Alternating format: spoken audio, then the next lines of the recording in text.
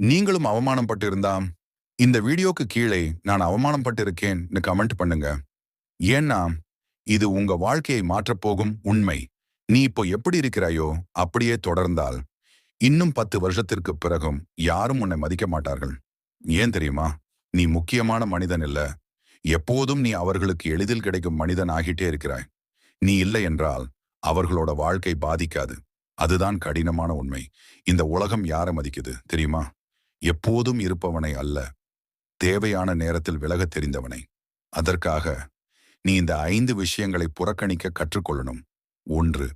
பிறர் கருத்து, மற்றவர்கள் என்ன நினைப்பாங்கன்னு நீ எப்போதும் கவலைப்பட்டா நீ உன் வாழ்க்கையே வாழ முடியாது. அவர்கள் பேசுவாங்க, அது அவர்களோட வேலை.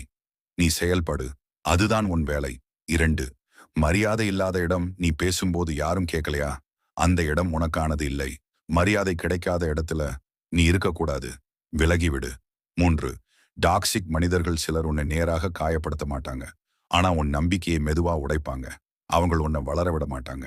அவர்களை மாற்ற முயற்சி செய்யாதே, விலகிவிடு. 4.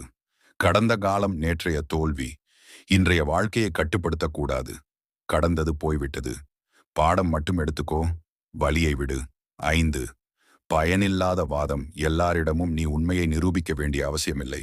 சிலர் புரிந்து கொள்ள மாட்டாங்க. அவர்களுடன் வாதம் பண்ணுவது உன் நேரத்தையும் மதிப்பையும் வீணாக்கும். அமைதியா விலகிறது தான் புத்திசாலித்தனம்.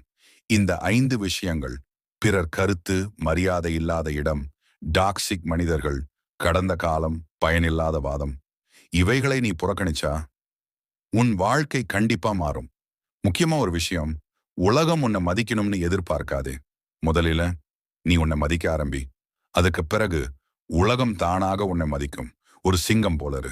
சின்ன சத்தங்களை புறக்கணிச்சு உன் இலக்கை நோக்கி போ.